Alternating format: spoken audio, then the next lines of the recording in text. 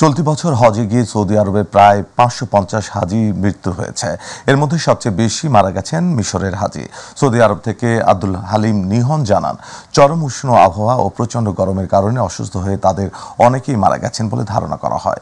এদিকে বাংলাদেশের হজ মিশনের সূত্র অনুযায়ী মৃত হাজিদের মধ্যে বাংলাদেশি রয়েছেন ৫৩ জন, যার মধ্যে পুরুষ ৪০ এবং নারী ১৩ জন। এদের মধ্যে মক্কায় ৪২ জন, মদিনায় ৪ জন, মিনায় ৬ জন ও জেদ্দায় ১ জন মারা গেছেন। সৌদি আরবের আইন অনুযায়ী মারা যাওয়া ব্যক্তিদের সে দেশে দাফন করা হচ্ছে।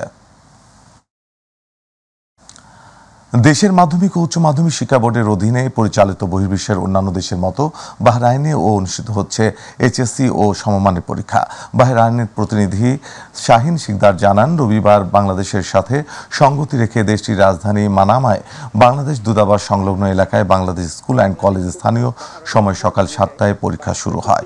এবছর বিজ্ঞান বিভাগ থেকে ২০ জন ও বাণিজ্যিক বিভাগ থেকে ১৪ জন পরীক্ষায় অংশ নিচ্ছেন। পরীক্ষায় মোট অংশগ্রহণ করে ৩৪ জন পরীক্ষার্থী। পরীক্ষা চলাকালীন পরীক্ষার কেন্দ্র পরিদর্শন করেন বাহরাইন বাংলাদেশ দূতাবাসের চার্জ দ্য অ্যাফেয়ার্স কে মহিউদ্দিন কায়েস ও শ্রম সচিব মাহফুজুর রহমান। কেন্দ্র সুপারের দায়িত্ব পালন করেন বাংলাদেশ দূতাবাস থেকে দায়িত্বপ্রাপ্ত দূতাবাসের প্রশাসনিক কর্মকর্তা মোহাম্মদ জসিমউদ্দিন। কেন্দ্র পরিচালনা ও সার্বিক দায়িত্বে ছিলেন স্কুলের অ্যাডমিন জাহাঙ্গীর আলম।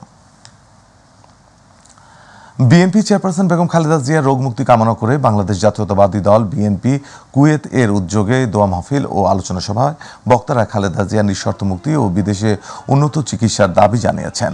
কুয়েত প্রতিনিধি আল আমিন রানা জানান, গতকাল রাতে কুয়েত সিটির একটি হোটেলের হল রুমে সংগঠনের সিনিয়র সহসভাপতি আব্দুল কাদের মোল্লার সভাপতিত্বে অনুষ্ঠানের প্রধান অতিথি হিসেবে টেলিকনফারেন্সে বক্তব্য রাখেন বেগম জিয়ার উপদেষ্টা জয়নুল আবদিন ফারুক।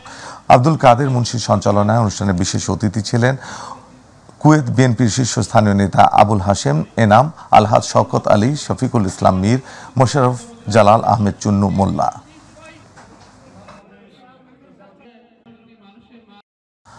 মালয়েশিয়াতে চলছে ইমিগ্রেশনের বিরামহীন অপারেশন।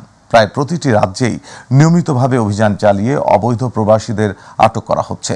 তবে এবার ইমিগ্রেশনের অভিযানের সময় মালয়েশিয়ান কোম্পানির এক স্থানীয় পরিচালককে মারধরের অভিযোগ উঠেছে কুয়ালালামপুর ইমিগ্রেশনের বিরুদ্ধে। দেশটির জাতীয় পত্রিকা সিনার হারিয়ানাতে প্রকাশিত এক প্রতিবেদন সূত্রে এই খবর জানা গেছে। এমনকি এ ব্যাপারে মন্তব্য করেছেন দেশটির ইমিগ্রেশন মহাপরিচালকও।